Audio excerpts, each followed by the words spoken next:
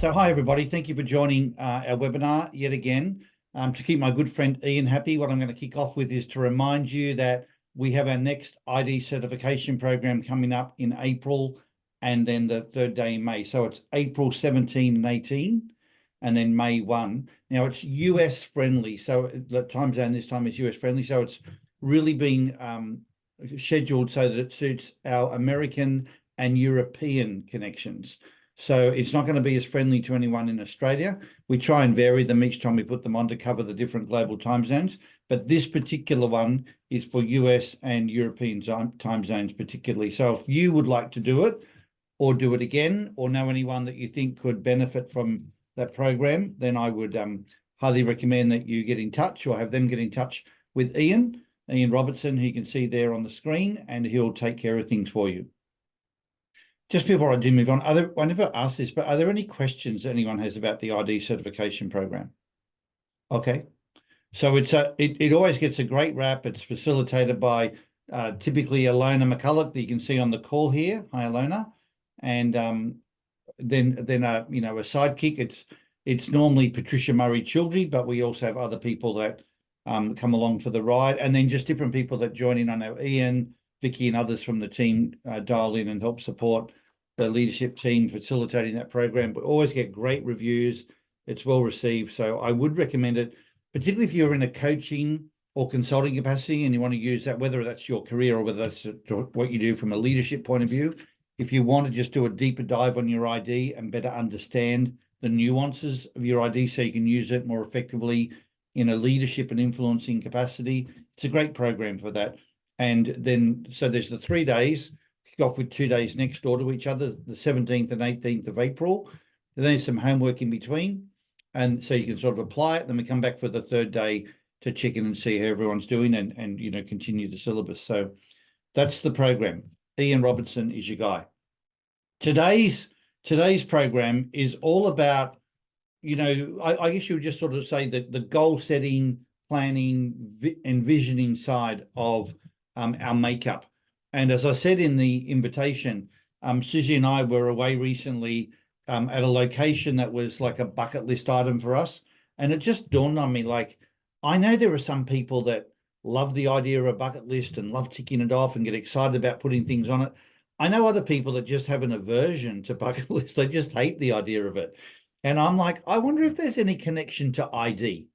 And then, you know, because often when you hear someone with one ID say, I hate it, the next thing you meet another person with a similar enough idea and they go, oh my God, I love that stuff. So it's not just ID, it might be something else, or maybe there are some ID nuances. And then really a lot of that conversation I can see expanding out to just life, you know, planning, goal setting, New Year's resolutions. Some people get a buzz out of that and find it works, and other people it's like an Achilles heel that they either give up on or they just feel it's almost like a demon that they've got to fight. And I thought it might be worthwhile to the group to cover this again. I do know that in the you know, in the US right now, there's a number of people going through some layoffs, and so I've had a number of inquiries as well about people saying, well, I'm at that sort of inflection point in my life, you know, where I now need to think about my goals and what I really want to do and what is going to be the next chapter of my life. So there might be some of that needs to be unpacked as well. And I do have some, when people register, they raise some questions. So I do have a couple of questions, and just to honor those people, I'll kick off with that to make sure that we cover them. But that gives you a chance to maybe think about, where are you at with goal setting, with bucket lists? Do they work for you? They excite you? Do you have an aversion to them? Do you use something else? You know, I do, and I'll share that as we get into the call. But just think about that while we address some of the questions that are being raised here by people joining the program. Before I do start, I just want to check in with you. One of the things we always think about is no matter what topic we're going to cover, we always start from a place of checking ourselves. Are we in stride?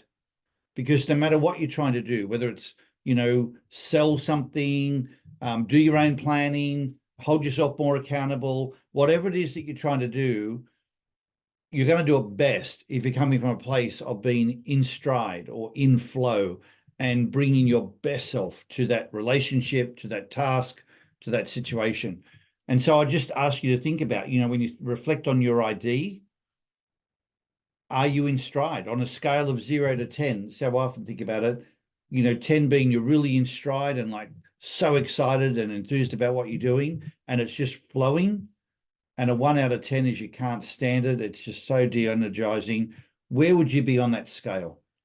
And we're not going to dig into that in a whole lot of detail today. I can see some of you putting your answers in the chat. Feel free to do that.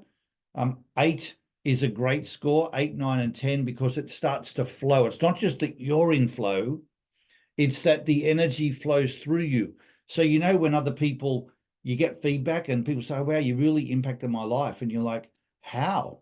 And they're like, well, it's just the way, there's something about you that shows up, and it's like an aura or an energy or a vibration that occurs when you're really in stride. So the way I think of flow is now not just that you're in flow and everything's easier and energizing, it's that life flows through you. The influence you have flows through you and flows out of you and impacts other people beyond what you're even intending, because it's about the light that shines up when you're there.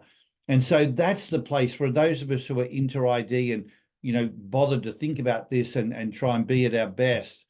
That's the way we start everything that we want to tackle. If you're going into a tough conversation with somebody and you're all emotional about it, I mean, a much better place to start is to go, hang on a sec, am I in stride? And so if you look at the chat, you can see maybe I skewed the scores by saying 8's a good score to be, because I can see there's a lot of 8s, some 6s. Yeah, but well done. I mean, we do normally have a higher score here. I can tell you guys the average score around the world when we do this and what's on our platform is 6.3. So that sort of makes sense to me, right? When the average person who's not into the EQ side of life all of the time, maybe as sort of fanatically as some of us might be, and they're just going through life, you think about it, most people say, well, it's my job, it's a job. I'm not meant to enjoy my job. I'm doing my job as a source of income. It's a means to an end. They don't even look for it to be a source of fulfillment for them. And there are other people that either have a role or have moments in a role where they go, oh, I'm loving this. I mean, if I wasn't getting paid, I'd do this because I love it so much, and I can tell you it's possible to have both. It's possible to have a career where you are getting paid and well paid, but if you weren't getting paid, you'd probably still do it anyway because the love is, you love what you're doing and the way you go about it really fits with who you are.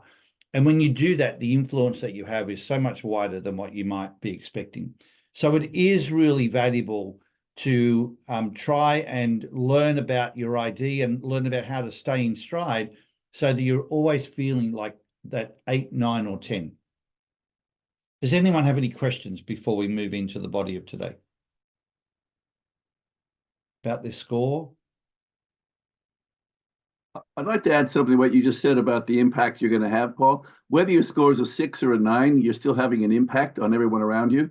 And the question you want to ask is, what impact am I having? And if you don't know, if you're not feeling right yourself, you may not even know that you're sending a vibe out to everyone else that makes them go, oh my God, what did I do wrong? And how do I get away from this person? So even if you don't know what your score is, a question could ask, I wonder how I'm impacting others.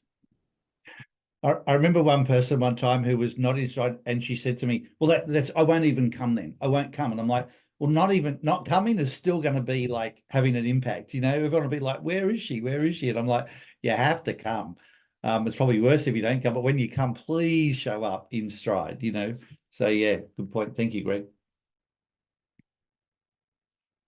Does anyone want anyone that's scored a lower score, like maybe a 6 or 6.5, anything there, anything you'd like to ask or share with the group, just to get help on what you can maybe address? Tina. Can you hear me? Yes, we can. Yes, we can. It's Tina. So the only reason why I'm 6.5 right now is because I'm going through transition time. I was part of the layoffs. Okay. And while personally I was very excited because for me that means possible retirement. um, the last week or so, it's just like I'm not sure what to do with some of my time. It's like, okay, wait a minute. Is it okay to do nothing? Is it okay to, should I be filling every moment, or just relax a second? So I'm just a little off. It's just a little off. Okay. It's a great point. So for everyone's benefit, Tina's ID is 572. Oh, there you go. She's put it in her name. And I actually would encourage anyone that doesn't get, when you can put your score, your ID score in your name, you just right click on your photo and you'll see it come up. Because it's so helpful when we're talking with you, we can better understand where you might be coming from. One of the things, so it's interesting, isn't it, with what Tina's raising, you think, oh, wow, this is a great opportunity. It's not what I was maybe planning, but it's presented to you and you think you're doing a good job to look at it positively. Retirement, it sounds like a good thing. It's what a lot of people aspire to have. And then something else occurs, and it's different for every person based on ID. But I can tell you one of the things that happens for completers, and then Tina, you might want to just, talk about what's happening for you. But for a lot of completers, one of the really important needs is to be busy. And busy doing things that they consider would be making a difference. And so although you feel like you're going to have all this freedom, if freedom also equals spare time and you don't have that sense of busyness, it's like frightening. It's motivating. Yes. So it's interesting what I've signed up for every gym class there is to see if I like any of them. It's kind of funny, actually. So Tina, did the layoff catch you by surprise? The layoff totally did, but I don't know if you remember, I started practicing for retirement last May because I went part-time, and but I was actually very happy with part-time because I had my mornings figured out, and then I had work to do all afternoon. And so, like you're saying, I like to be busy, I guess. Yeah, well, that's a big thing. I mean, we often think about completers needing a plan, and of course they do need a plan, but and they can have things that are in their plan, but the plan's also got to be busy.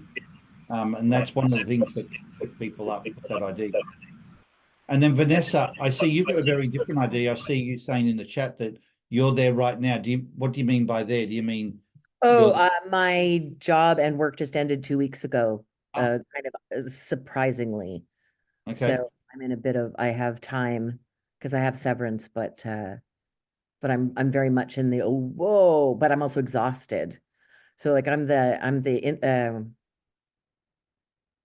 improviser. Yep. And it's like, and you want to be busy and at the extension of things all the time and in big depth. I'm like, no, I don't. I'm exhausted, actually. But I don't know what to do with myself. Honestly, I'm a little bit like, yeah.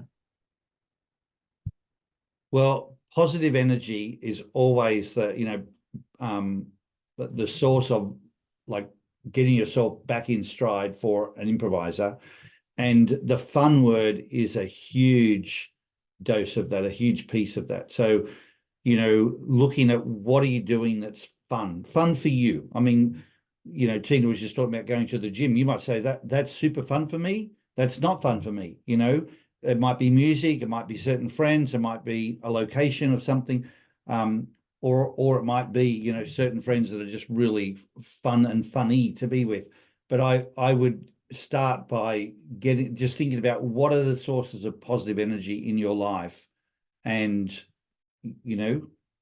making sure you get plenty of that before you then start tackling what do you do next, because your next will be a much better contemplation for you if you're first in a really good place with that energy.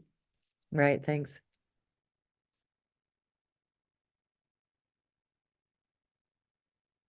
All right. So, Vanessa, you actually talked about in your registration, you talked about looking at next phase career choices. So maybe for the benefit of the group, I think you're asking for, are you wanting sort of what ideas might resonate for someone with the 3358 ID? You're Is- asking me? Yes, is that what you were wanting to get? Yeah, yeah, I guess so, yeah. Thanks for figuring out my number for me. No worries. So I might just open that up to the team in case anyone's either got a question they want to ask of Vanessa or some ideas they'd like to suggest, particularly if you've been in a similar situation before. But when you look at Vanessa's ID, 3358, what would you recommend?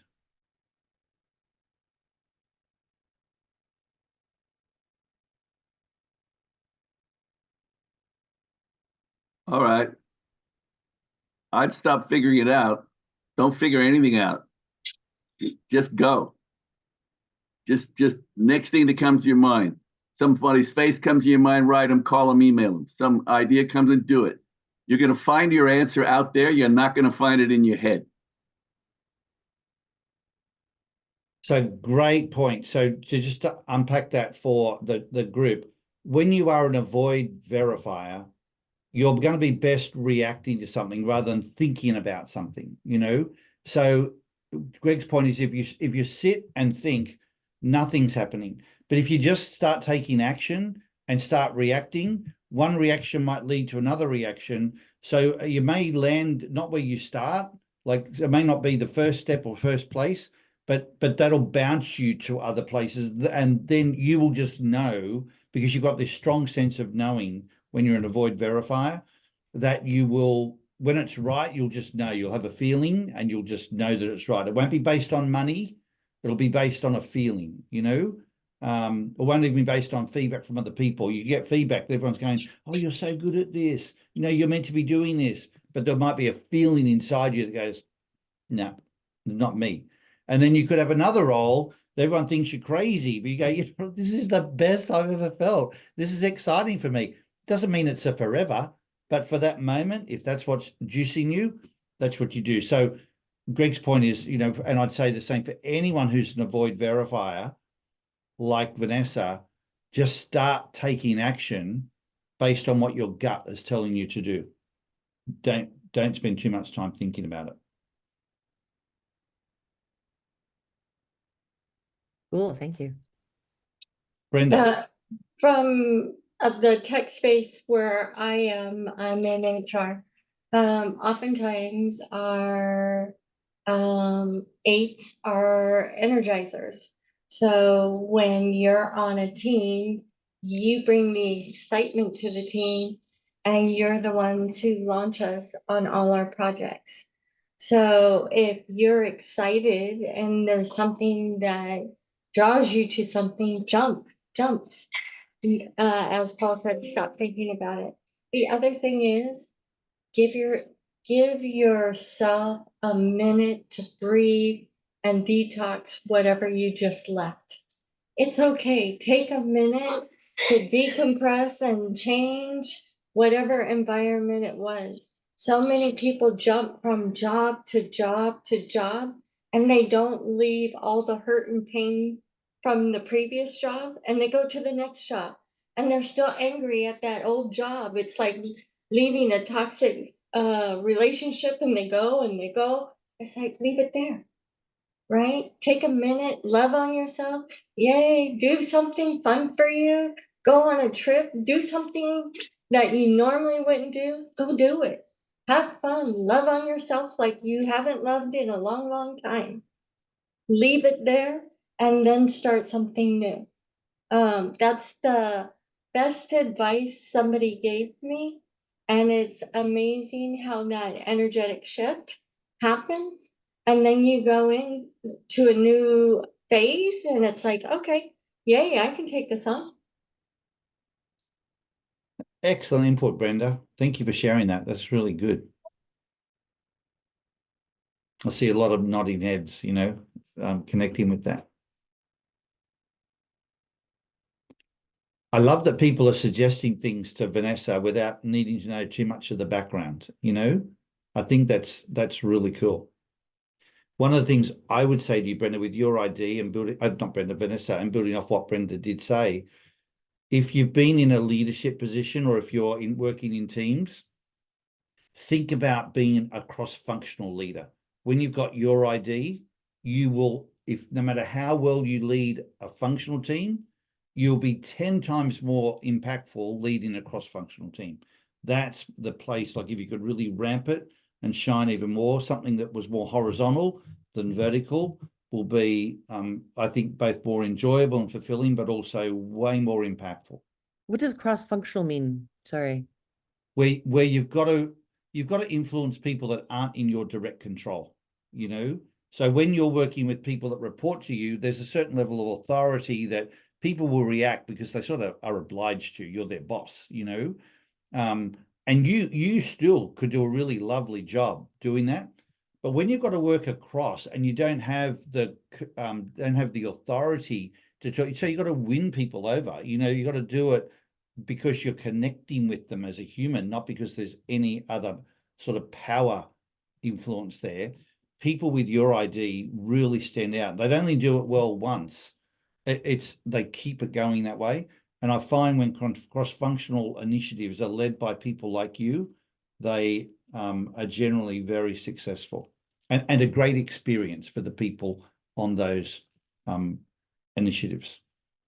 Well, I know what you're talking about. Thanks. All right. So maybe we should pivot. That was one of the questions. So Blaine, who is on the call as well, Blaine's ID is 7535. And I'm not sure if you want to talk to this, Blaine, but you said, as a retired man and a collaborator, I find it difficult to finish my writing projects. And I'm not sure if that's, you know, tied up in there as a question that you wanted to ask of the group.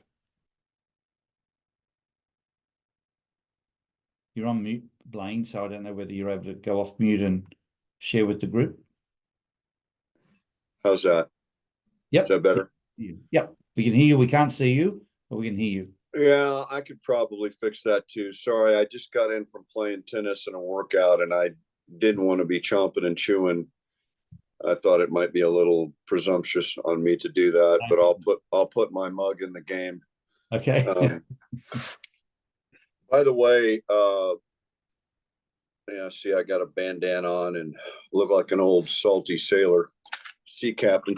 I'm a good friend of Kurt DeMarais. Ah. And he's the one that got me involved in your brilliant Instinctive Drives. And I went and participated in that with a ministry in the Springs years ago, and find your work intoxicating and illuminating. So appreciate it, Paul. Thank you. You're welcome. You're welcome. So it's funny because I called a friend of mine a day or two ago, and I said, would you pray for me? And I said, you know, I don't really feel like I fit anywhere on this planet. I said, I feel happy writing and reading antiquity. And you can tell by my numbers and by my voice, because you're people that do those kind of things, read people and have thoughts about it, that I'm a people person for sure. But so that's part of the equation, but I'm just really looking where I might monetize my writing. I'm a trained life coach, blah, blah, blah. I'm probably telling you too much. It's more fun, Paul, to say nothing, I guess, and see what people say, little to nothing. But I'm just really, the particular question, and I know I've mentioned two or three things, so forgive me because my brain doesn't work like a typical white Anglo-Saxon. I think more like an African with a center hub and spokes going off. So it seems a little incongruent, but I can be congruent if I need to. But back to the question, after a little bit about me, I tend to write a lot by muse. And like I've written a book called Leaders Lead, but I haven't finished it. I haven't touched it for years. And I just, you know, because I'm a 3 and not a completer, I've got the baggage that is so obvious with that. And I don't, you know, I am a collaborator too, though. but I just do a lot of this writing on my own, and the coaching, the pickleball group I have, training people to play pickleball, running a tennis team, and blah, blah, blah, those other things I do. They're fulfilling, but I really want my writing to be a connection point with people. Not just for the sake of knowledge, but poetry mixed within knowledge and connection, collaboration, for the purpose of being a better version of myself as I write, and then perhaps supporting others in that role and encouraging them. So that's enough, I guess. Well, thank you. Thank you, Blaine. You know what, listening to you, I think it might need a little bit more time to give you some really good value than what we can probably do to do the right thing by everyone else in the call. So if you don't mind, and given your history, it might be fun for us to spend some time offline, and then I can, I'll get involved and help you more. So if you'd like to do that, I'll pick this up with you a little later. That's fine, Paul. Whatever you think, my friend. Okay. Thank you. Thank you. So guys, let's switch into the topic of today on goal setting and planning and bucket lists. So to keep it sort of a little light initially, I might just start with the concept of bucket lists and just get you to share. The first question I have is, are bucket lists something that you're into, or do you have a real aversion? Now, it sounds like a positive thing to have, but I'll just ask first of all, is there anyone that has an aversion to the concept of bucket lists? Let's maybe see if we can't see connections to ID.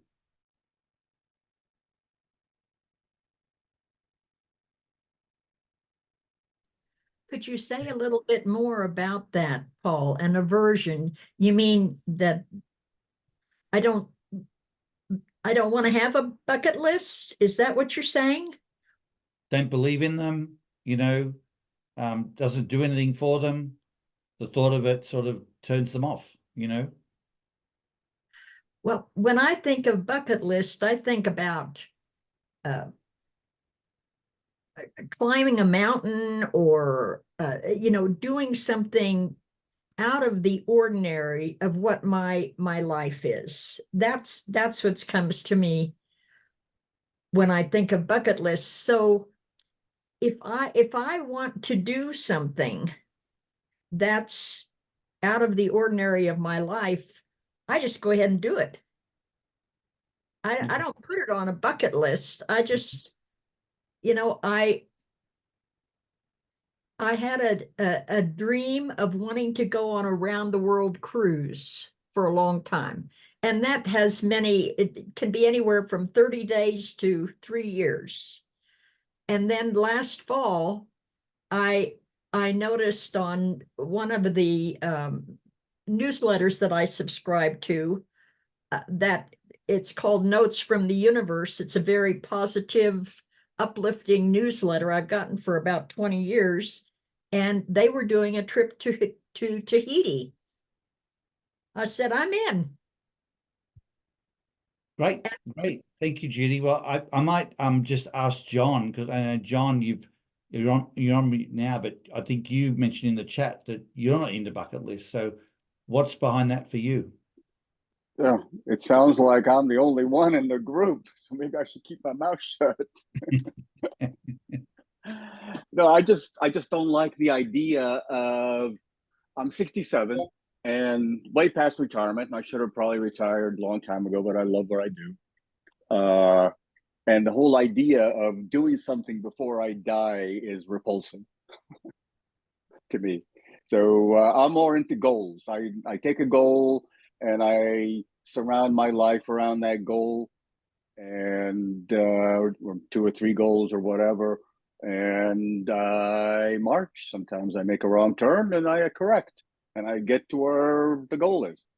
But having a bucket list is just like, oh, I got to do this before something happens to me, you know? Yeah, not solid enough. So given the bulk of people do like the idea of it, what is it that gets onto the list? When you think about what's behind your list, what is it that makes something become an item on the list?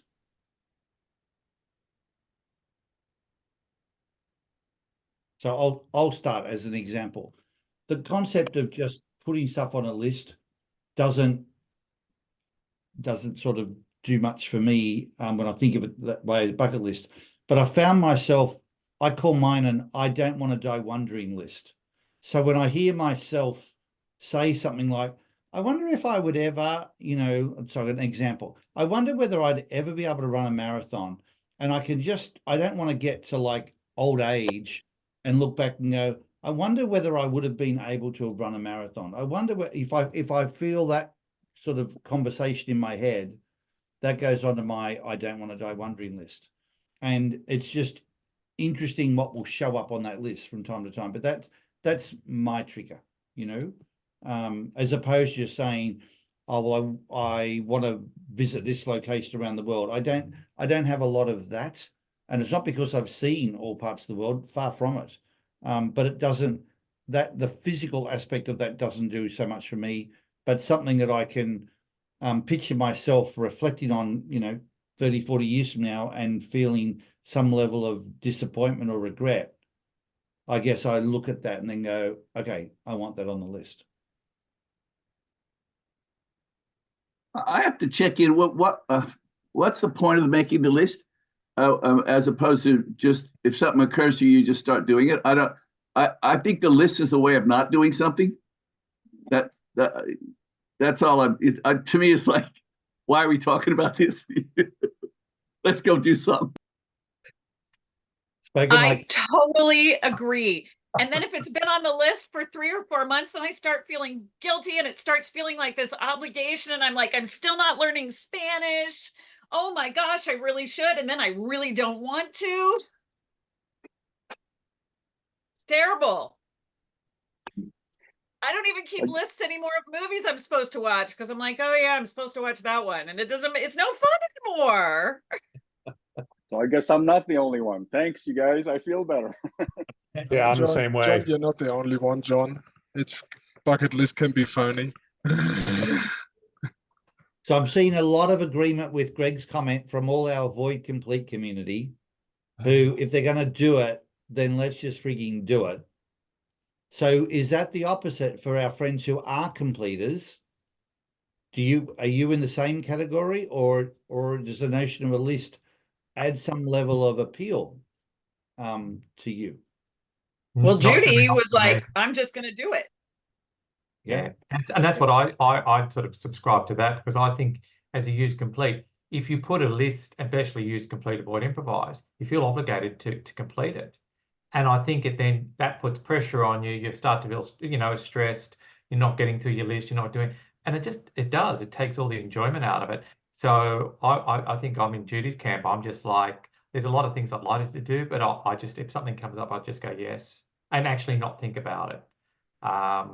And whether it's on the bucket list or not, doesn't matter. It's just say yes. Okay. I see you've got a plus one there from Vicky, Ian, same thing. And what you said a while ago, how it feels. This trip to Tahiti was quite expensive. My granddaughter's going with me, and I've covered the entire, we're going to cruise when we get to Tahiti, fly from the United States to Tahiti. And yet when I think something is going to happen while I'm there. Something magical. I'm going to meet somebody or make a connection.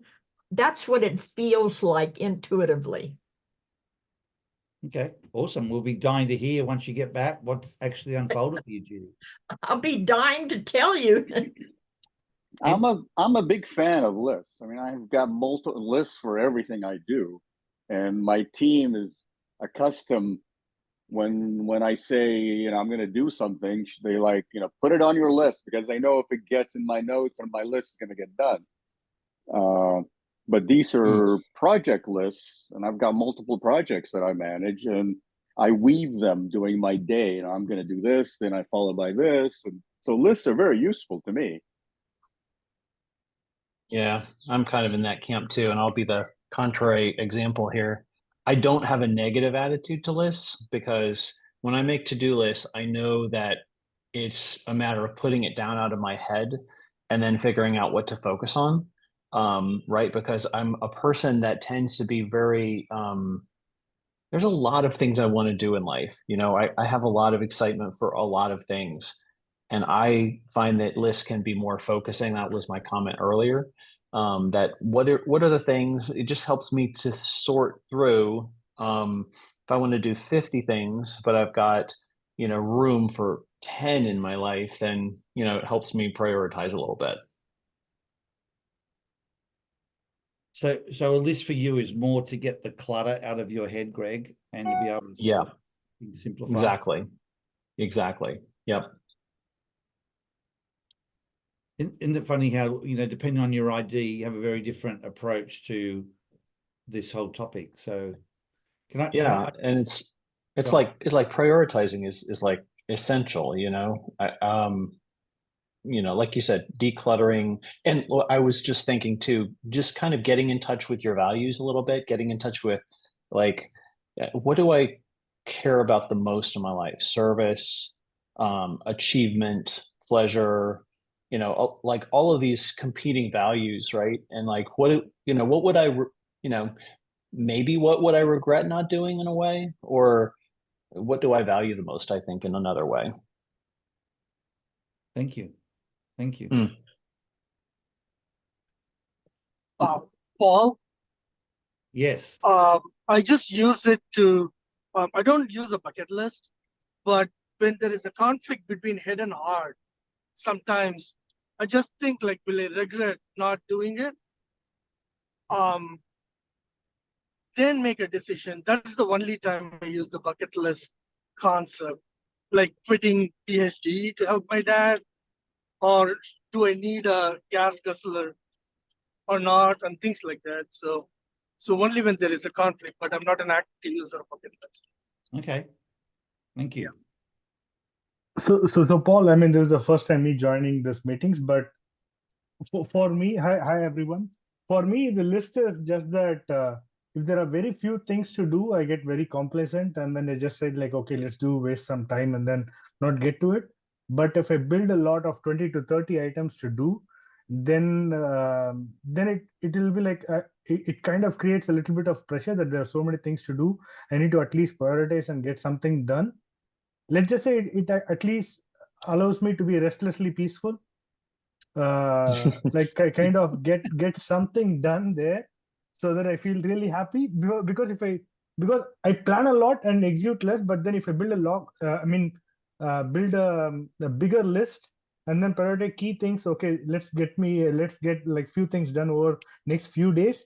That kind of keeps me going. But if I have like 0 on the list, probably some of 30% of them will go. I mean, I forget them, and then 70% of them I'll do it at my own pace, and life goes very slow. But I think that's how it has been helpful.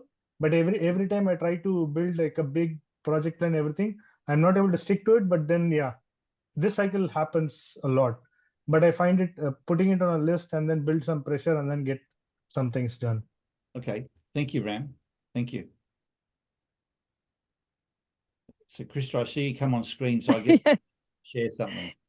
Yeah, I'm sorry. I've been walking out and about. So, yeah, but really from the moment that John said something, I thought, oh, I really resonate with that. And then I saw John's ID, and it's exactly the same as mine. So there was something in that.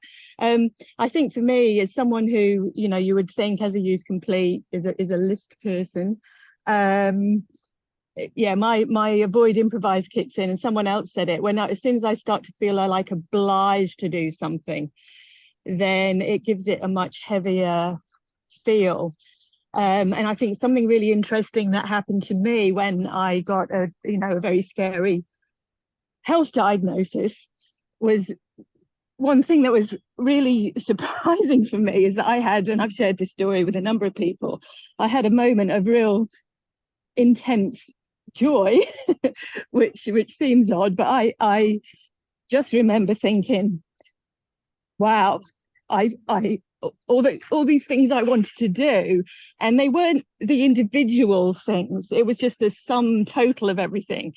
I just sort of felt, wow, I did some of those things. And then reflecting on it later, and it wasn't just about, I'm big on travel or whatever. It wasn't just about that. It was lots. It was relationships and other things. And when I reflected on it after, I was thinking, oh, how awful would it have been had I not felt that? It would have been awful. And therefore it's very much on my mind. What else are the things that I want to do and experience? But it's never a list versus a sort of a general direction. Because as soon as I put it on the list, and I can even think of a list of places that I wanted to travel, and then COVID came along and kind of screwed everything up there. But it was scrubbing out the list was actually quite cathartic, because I didn't feel obligated anymore, and I could just go with the flow of feeling rather than specific things. Really, really lovely sharing, Krista. Thank you for sharing what you did. It's I can see some themes that I think you just sort of captured in the way you shared it, Krista, and themes with what others have said. So it seems to me that if people, one of the words that's come up a few times is regret. If there's a sense that something's going to be regretted, then that sort of maybe helps us get to the list. But the flip side of that has also come up. It's not a word that's being used, but I think the spirit of it has, which is contentment. That if there's a feeling, and a friend of mine that was in his 90s taught me a beautiful lesson before he passed away. And he said, for so many years I strived for fulfillment, and I was. But what I really was after was contentment. And he said, I've finally in this place of contentment. And I think both are, I haven't fleshed all this out, but I think both are important. And I don't know that you need to wait till later to be content, but he put enormous weight on the content piece. And I figure that if you've at least dealt with the things that you wouldn't want to regret, if they are the things that can be part of that bucket list thinking, then if you do get some tough news, or when you are at the other end of your life, it must be a really content feeling. Like you said, Krista, maybe even a source of joy, which is a really powerful emotion, to be able to look back and sort of go, there aren't those regrets. I've done what I wanted to do, whether it's about, as you say, the physical things or the relationship things, but to keep regret away, to ensure that we're in a place of contentment and even joy. Maybe that's whichever way you take it, maybe that's what people are really trying to achieve, whether you use a bucket list or not. Maybe that's the journey that people are trying to navigate and either avoid or gain. Avoid the regret, gain the contentment and the joy that comes with that. That's what I didn't have all that before I got on this call with you guys, but when I listened to the conversation, that's what I'm deducing from this, that there's not so much an ID connection, there's more just a human connection to it. Oh, and one other thing that it was really interesting to hear the completers say, how they want to take action straight away, because if you've got something positive like the bucket list concept has this sense of excitement about it, but the minute it's on the list and it switches it to obligation, changes it. It changes the energy of the thing. That's what I heard the completers saying, and that's really interesting for how they would deal with lists, even, because I guess so many things on a list are obligatory. But if the things are really positive, is that maybe a cue for completers to not use a list, but just take action, so you keep it in that space of excitement? I don't know. I'm getting that from this.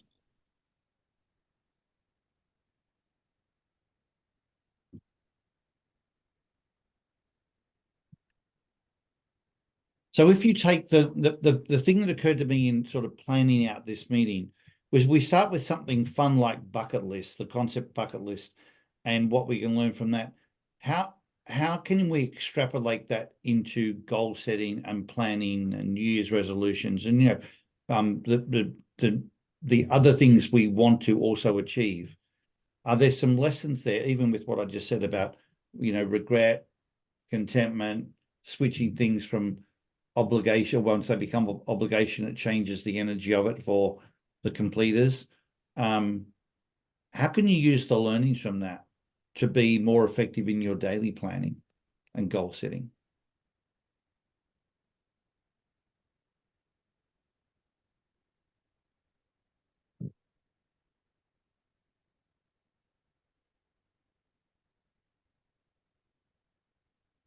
I got a trick I use with my up, complete, and down yellow wife, lovely wife.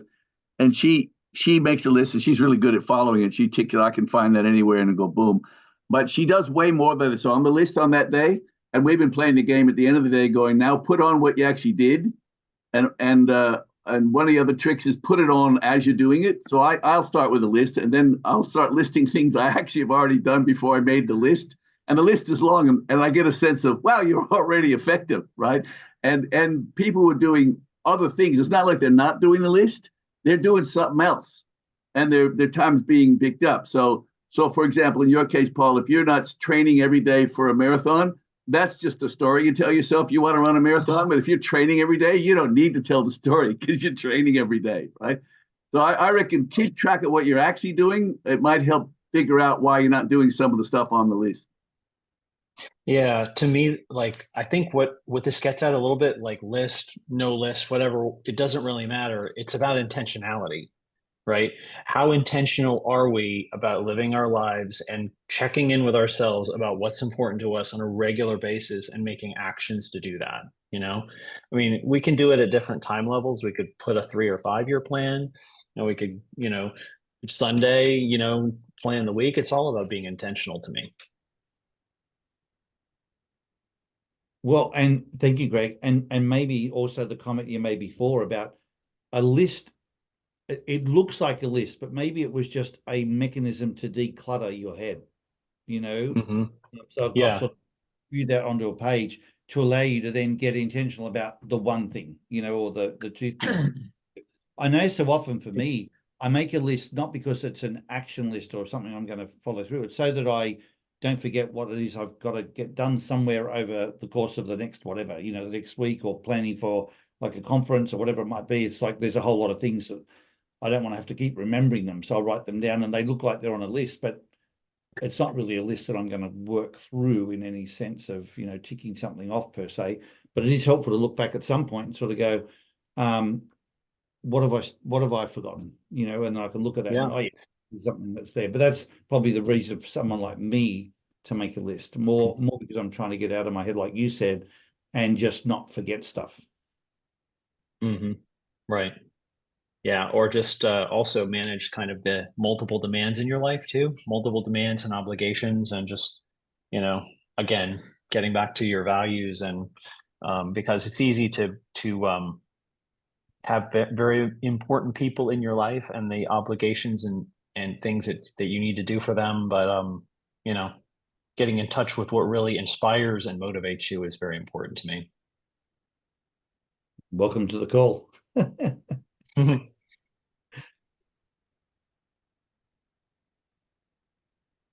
So we're now coming up, we're in the 3rd month of the year. People had goals and plans for 2024, and maybe some people are on track and they've got real momentum about that. And maybe other people have already started to, either derail or forgotten that they had them in the first place.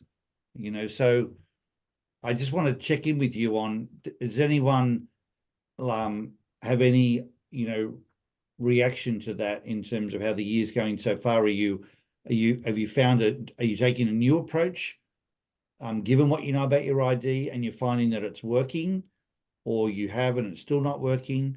I'm particularly interested in anyone if have a success story that they've had more intention around this year. I don't do New Year's resolutions, but I do when I goal set.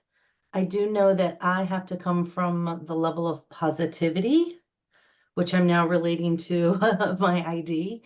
Yeah. But it doesn't work for me. Let's use exercise as an example. It doesn't work for me to say, I need to exercise to lose 10 pounds or do something negative.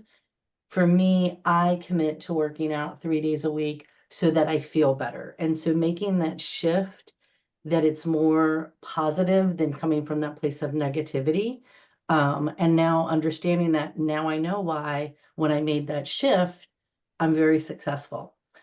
And 178 weeks consistent. Wow. Wow.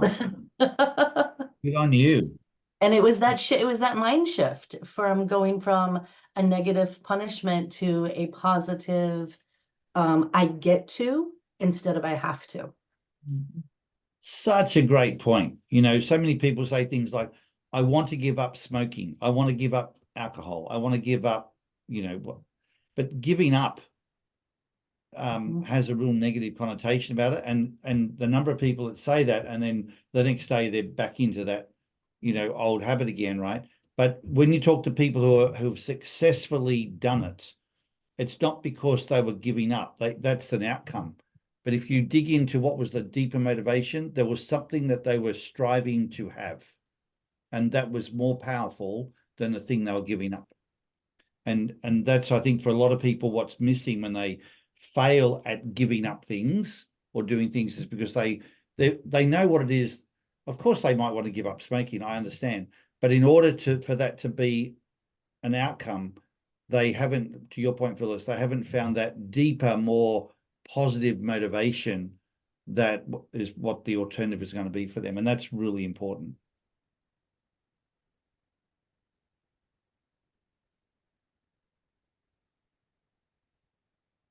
I know for me, when I think about planning, and I think this is linked to something Greg Akerman said before, it's more if I think of it as what's the decision that I need to make and make that decision, then the rest of the planning takes care of itself. So if I said, you know, as simply, we were planning to have a holiday, you know, you can plan it, but there's also a decision. If I make that decision and go and invoke something, even if I haven't finished all of the planning, it's like you've jumped off a cliff and then the rest of it starts to happen. I remember when I made a decision about my fitness on the 19th of September 2009, I joined a gym and I made a decision to have a personal trainer for the rest of my life, no matter what. And I remember thinking in that moment, I'm making the same decision as cleaning my teeth every day. You don't say, well, I can't afford it, or I haven't got time, or, you know, when there's a tough time in business, like, well, I'll have to give up that expense. It was just like, no, I'll always afford the toothpaste one way or another. There's no way I'm not cleaning my teeth. And I just put the personal trainer model into the same category. Before that, my head played all these games with things like, but Paul, look at the money that you're spending. I mean, if you had the discipline that you should have, you could save all that money. I should have more discipline, you know, and all of that. And then I realized, to Greg's point, if you track what you actually do versus what you don't do, Greg Meyer's point, every time I had someone else doing something with me, I always did it. If it was up to me and I was doing it on my own, I always failed at it. So I learned things like, who am I going to do it with? That's where the personal trainer concept came from. And when I made that decision of, you know, having the personal trainer for the rest of my life, and it was a done decision. It wasn't, you know, well, I'll try it for this year. And so it was just like done. Then it's been really interesting to me. I've been through all sorts of financial challenges and time pressure challenges and all of that. And I have never had a week, well, not even a week. I've never not had a personal trainer since the 19th of September 2009. And they come and go, but I don't, you know. So I've had, not many, I might have had like 10 trainers over that time, but that's irrelevant to me who it is. It's like, okay, if that person leaves, I just give me the next one. I just need that person there because it keeps me really obligated. And I just said to Susie even this morning, you know, like I've not had as much sleep as I would like to have this week, but I was booked in at 6 o'clock this morning. So guess where I was, you know, and it's just that sense of, to me, it's not obligation. It was, I made a decision and there's someone else were there waiting for me. And that's my magical formula. So I think there's a lot to be said for figuring that out for yourself. But for me, it was making just what's the decision, the key decision, and that's the game changer as opposed to the plan. But I also think it's got the bias of an avoid complete person, you know, like that, and you heard it from some of the avoid completes before, like, let's just do it. But is it about doing it? Is it about having someone else to do it with? It's a big thing for me, you know. I don't know if anyone's got other angles they'd like to share in the few minutes we have left today. I'm actually quite the opposite of you, Paul. If Thank I God, she says, thank God. I just found it really interesting. You know, I was thinking about how that fits into my goals and what I've been trying to progress in my own personal life. And I kind of came to the realization that if I'm obligated to do it with someone else, I almost dread it. I want to have my own time. I want to do things on my own time. Like, my husband's really into working out, and I'm like, I want to get more fit. And he's like, yeah, let's do this. And he like pulls up, you know, routines and things like that for us to do. And he's like, he works from home 3 days a week, and he's like, okay, it's time to go for a walk with Rue. It's time to, you know, do our stretches, time to do this. And I'm like, I almost dread it. But then on the days he's not here, I do it.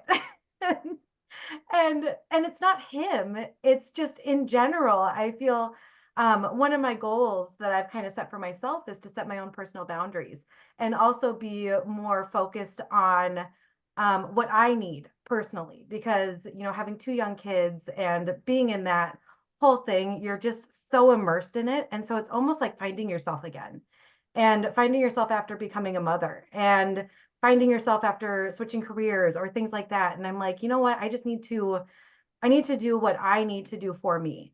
And sometimes that doesn't include you, Danny, and that's okay. And I need to find the way that I like to do things. And so he's very much more like strength training and that kind of fitness. And I'm like, you know what? I found out I really like doing more yoga and more stretching and these types of things. And you know, I spend 30 minutes, my goal is to spend 30 minutes in the morning reading and developing myself. And so he's like, oh, can you drop the kids off? And setting that boundary, saying, you know what, this 30 minutes after Finn gets on the bus, in between when I start work, is my time to do my 30 minutes of reading. And so on those days that you're obligated, you know, I really need you to take those days. And so it's kind of just, it's been an evolution of kind of setting my own boundaries and finding what works for me, because it's different for everyone. Even that though sounds like that wasn't, you said you called it a goal, but that even sounds like that was to a decision. You know, you did it, and then you've had to, and what you've done well is you kept doing it, you know. I saw Katrina, you wanted to share, so I could just see you're about to share something, Katrina. I know we don't have a lot of time left, but was there something?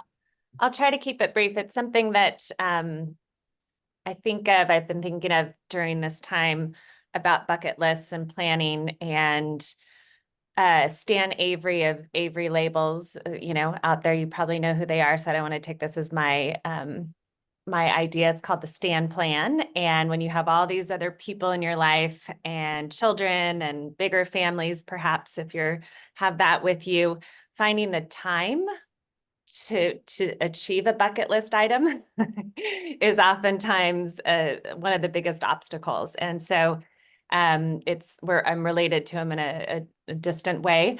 But I heard it and I thought, wow, it really resonated with me, and perhaps with my idea of how do I look at the bigger picture? What are my milestones? When are my anniversaries? When are my age milestones? When are my kid milestones? Right? When are those times that we can all come together to you know, plug in that bucket list of whatever it might be? And I think that gives me, when I look at the next year or 2 or 3, it then gives me some calm with my day-to-day that I have less control over, where my son's going to go to college, or right, those things that that you have to just kind of be flexible with. Thank you. Thanks, Katrina. Well, guys, there's a whole, I really appreciate all the sharing. I don't know how it is for you, but it's so helpful when I see your IDs there as you speak. I hear it so differently, you know, like, you know what I mean? I'm sure you sit there listening to that too, like everyone's comments, because you know how to interpret it based on ID. And it's really rich to hear all the different perspectives that you all have shared today around this topic, and especially when you've got people sharing that got the same ID, and I can see you like nodding furiously. It's like, yeah, the person takes the words out of your mouth, you know. And it's always great to hear such opposite perspectives that people have as well.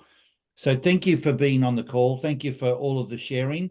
I hope it's been helpful to just help you reflect on where you're at this year and could you adjust the approach.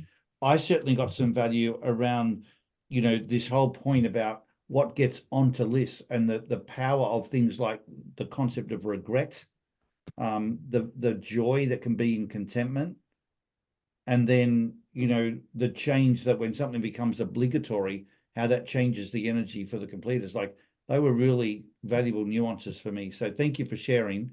And I look forward to seeing you all in our masterclass in a couple of weeks' time. Have a great rest of the day, everyone. Bye-bye.